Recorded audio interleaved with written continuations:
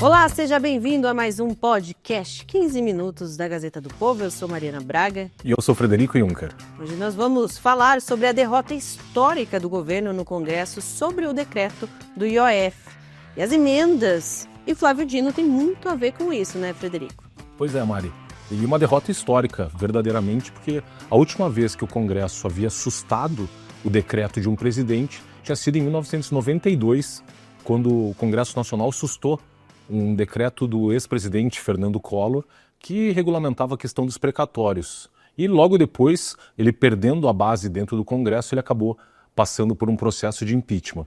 E tivemos também aí essa derrota histórica do governo Lula, em que, devido a uma articulação tanto do presidente da Câmara dos Deputados, Hugo Motta, quanto do presidente do Senado, Davi Alcolumbre, o Congresso Nacional acabou por decidir aí em impor essa derrota ao governo na questão do aumento do IOF. Ele sustou o decreto que aumentava o IOF e, portanto, o IOF volta aos patamares anteriores. Então, você vê dentro dessa queda de braço, há muitos motivos pelos quais o Congresso aí resolveu reagir ao Poder Executivo. E um deles, como você bem disse, Mari, é a questão envolvendo o Flávio Dino.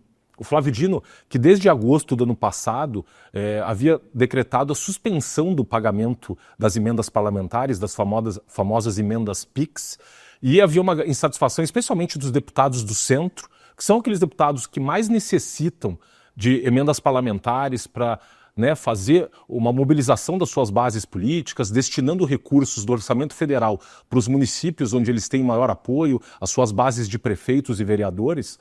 Esses deputados estavam muito insatisfeitos com o governo federal, porque eles vêm ali, pelo próprio fato do Flávio Dino, era um antigo ministro da Justiça do governo Lula, e ao chegar no Supremo Tribunal Federal, ele dando essas decisões, suspendendo o pagamento das emendas, eles viram como se essa determinação do Flávio Dino teria decorrido de uma articulação, inclusive, com o próprio Poder Executivo. E como um dos motivos dessa reação do Congresso é justamente em decorrência dessa insatisfação dos deputados do Centrão com o atraso no pagamento das emendas parlamentares. Para ter só uma noção do valor que o governo suspendeu o pagamento das emendas, somente no ano de 2023, 12 bilhões de reais deixaram de ser pagos aí, em emendas parlamentares. E uma quantia equivalente em 2024, em que houve a suspensão do pagamento desses valores. Esse movimento do governo, associado aí a essa iniciativa do ministro Flávio Dino, aumentou muito a insatisfação dos deputados do Centrão com o Poder Executivo. Mas não só isso.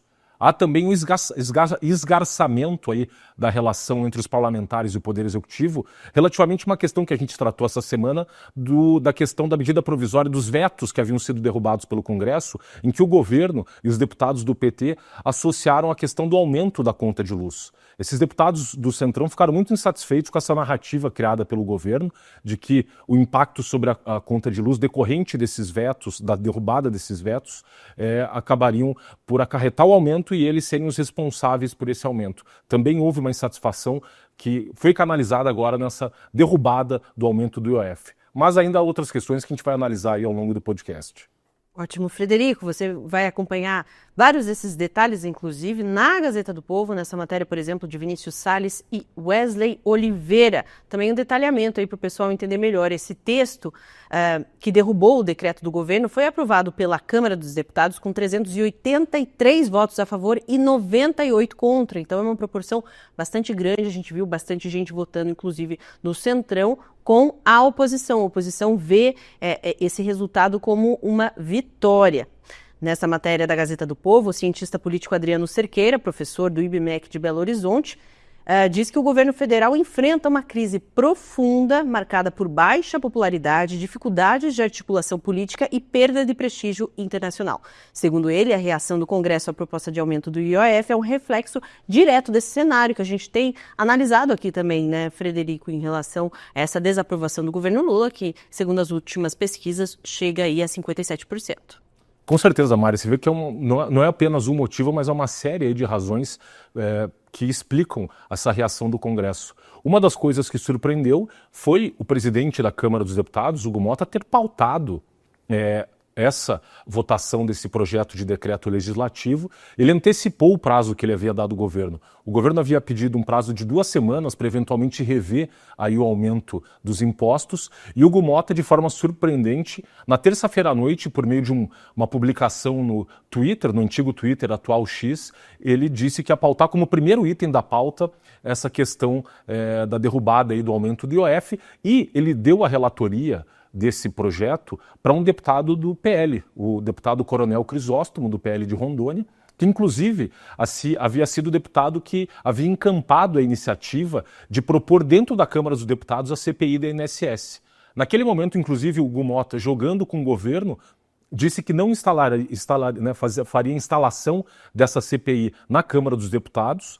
E, inclusive, veja o alinhamento do Hugo Motta com o governo. Na própria questão do PL da anistia, o Hugo Motta se negou a pautar a votação do requerimento de urgência do PL da anistia. E aí a surpresa que vem nesse momento dessa reação do Hugo Motta, que teria ficado insatisfeito, dentre outros motivos, não só com a questão aí do pagamento das emendas parlamentares, mas com declarações recentes do ministro Fernando Haddad, ministro da Fazenda, que justamente havia jogado no colo do Congresso Nacional a responsabilidade pela derrubada dos vetos que depois poderiam ocasionar aí esse aumento da conta de luz para todos os brasileiros na ordem aí de 3,5%.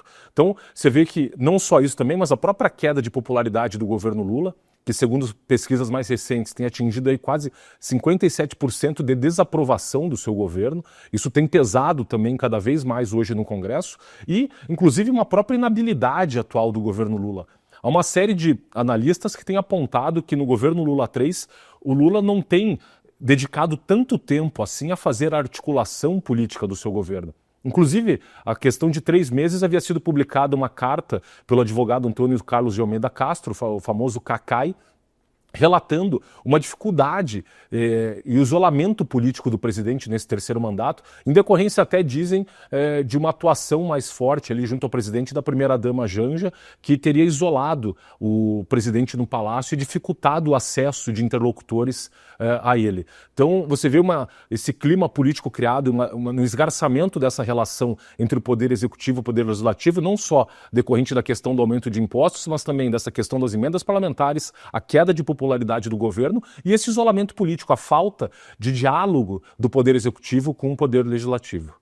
Pois é, inclusive bem evidenciado também em relação à presidência do Senado, né? A gente tem também na Gazeta do Povo matéria de Camila Abrão. Após derrubar IOF, Alcolumbre disse que derrota do governo foi feita a várias mãos. E aí também tem a citação bem clara de Alcolumbre. Abre aspas, o que este parlamento fez apoiando a agenda do governo não deve ser reconhecido? Esqueceram do que foi feito antes de receber a faixa presidencial? O que não podemos aceitar são ofensas e agressões por uma ação legítima do parlamento. Temos 500 PDLs tramitando na Câmara e mais de 80 no Senado. Votamos apenas um. Não estamos respeitando o papel institucional do governo de editar normas por decreto? Votamos apenas um, afirmou Alcolumbre, também entrando nessas discussões aí. A gente vê aos poucos Lula perdendo esse apoio, né, e dificultando as relações também na presidência da Câmara e do Senado também, né? Pois é, Mari, surpreende essa declaração do presidente do Senado, Davi Alcolumbre, porque ele é um dos maiores aliados aí do Palácio do Planalto hoje no Congresso Nacional. Tanto assim que ele esticou o quanto pôde a instalação da CPMI do INSS. Se nós nos recordarmos, quando houve ali a primeira iniciativa dentro da Câmara dos Deputados e depois no Senado pela senadora Damares Alves para recolher as assinaturas para a instalação da CPMI do INSS, ele foi postergando, adiando a reunião do Congresso Nacional, porque pelo regimento comum do Congresso Nacional, ele necessariamente teria que instalar essa CPMI. Sabendo que esse era um tema muito sensível para o governo, a questão lá do roubo do dinheiro dos aposentados e pensionistas, ele, junto com a interlocução junto ao Palácio do Planalto, estava adiando o máximo que podia a instalação dessa CPMI. E realmente vem como uma bomba aí essa articulação, como ele disse, não foi só dele, mas houve ali em conjunto com o Hugo Motta, eles combinaram tanto que, uma vez votada a derrubada desse decreto na Câmara dos Deputados, imediatamente o texto foi remetido para o Senado e ele foi votado simbolicamente no Senado Federal, e o que acabou ali confirmando o projeto de decreto legislativo que levou aí a derrubada do aumento do IOF. E você vê também porque essa questão do IOF em si é muito sensível. Como já tivemos a oportunidade de falar aqui, esse IOF é um imposto sobre operações financeiras, ele é um imposto que incide sobre o mercado de crédito, o mercado de câmbio, o mercado de seguros e o mercado de valores imobiliários. Então ele tem um impacto indireto sobre toda a economia, pois ele encarece, por exemplo, a questão dos financiamentos. Se uma pessoa, um empresário, precisa, digamos, antecipar os recebíveis da sua empresa, que ele está com um problema de fluxo de caixa, o IOF vai impactar o valor do empréstimo que ele vai contrair e necessariamente esse valor vai ser repassado para os consumidores. Então isso impacta fortemente a economia como um todo, justamente no momento muito sensível da economia brasileira, que a gente sabe que há um esforço por parte do Banco Central, que já teve que aumentar reiteradas vezes a taxa Selic para conter a inflação.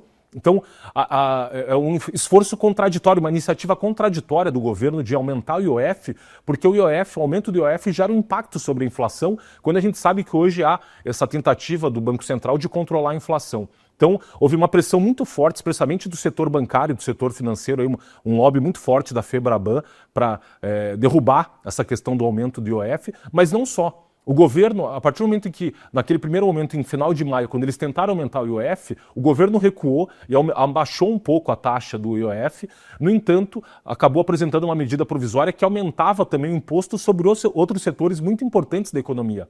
Por exemplo, a previsão lá de um aumento, a taxação que não havia do imposto de renda sobre as letras de crédito imobiliário e de crédito agrícola. Para quem não sabe, hoje, essas letras de crédito, elas representam, no caso da letra de crédito imobiliário, aproximadamente hoje de 20% a 25% do financiamento imobiliário no Brasil vem das letras de crédito imobiliário. E da questão das atividades agrícolas, aproximadamente quase 40% do financiamento imobiliário no Brasil vem também das letras de crédito agrícola.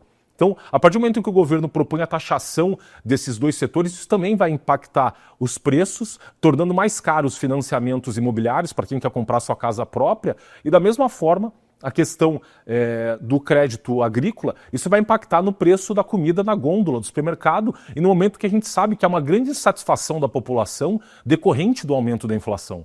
Então, esse efeito sobre dois setores muito importantes da economia, nós estamos falando aqui de setores, o setor agrícola, por exemplo, que representa hoje quase um quarto do PIB brasileiro e gera 28 milhões de empregos diretos e indiretos. O setor da construção civil responde aproximadamente por 5% a 6% do PIB brasileiro, gerando 7 milhões de empregos. Então, estamos aí, somando esses dois setores, 35 milhões de empregos e quase um terço da economia brasileira.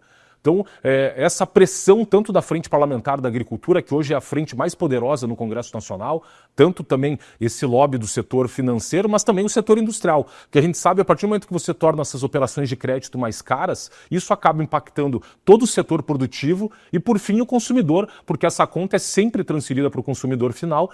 E essa sensibilidade aí dos parlamentares por essa pressão dos setores produtivos, e foi muito forte a reação do mercado, essas iniciativas do governo de eu tentar novamente aumentar os impostos, sabendo da situação fiscal brasileira muito delicada, em vez de propor justamente o corte das despesas. E é isso, nesse momento, que o Congresso Nacional quer ver por parte do Poder Executivo, especialmente aí na pessoa do ministro Fernando Haddad. Ótimo, Frederico. A gente tem pouquinho tempo, mas ainda dá para trazer essa questão, né, que o governo Lula considera até apelar ao Supremo Tribunal Federal para tentar reverter essa derrota que sofreu, né? E uma das defensoras dessa estratégia é a ministra das Relações Institucionais, Gleisi Hoffmann. Ela chegou, inclusive, a publicar nas redes sociais, no X, que as emendas parlamentares também serão afetadas pela derrubada do decreto. A gente vê essas emendas sendo utilizadas como moeda de troca, né, e tentativa de negociação. E, inclusive, algo que surpreendeu o governo Lula foi exatamente ser pautado essa questão do decreto do IOF, quando, na verdade, o Lula esperava ainda sentar à mesa, esperava negociar sobre esse assunto, né? Pois é, Maria, essa é uma situação muito delicada do governo agora. Ele pode reagir de três maneiras. Ou propor novo aumento de impostos, que provavelmente não passaria, ou cortar gastos, que ele também não quer fazer, ou eventualmente contingenciar os gastos, e essa saída via STF propondo alguma ação para tentar derrubar aí esse decreto aprovado pelo Congresso, mas também seria um tiro no pé, porque já há um conflito hoje instalado entre o Poder Legislativo e o Poder Executivo, e eventualmente o Poder Executivo apelando ao Poder Judiciário aumentaria ainda mais esse conflito institucional, e não me parece que seja a melhor saída para o governo, que precisa buscar aí mais espaço para interlocução política, especialmente com o presidente da Câmara dos Deputados e com o presidente do Senado. Ótimo, Frederico. Muito obrigada pelas análises. Obrigado. A gente espera vocês amanhã para mais 15 minutos da Gazeta do Povo. Até lá.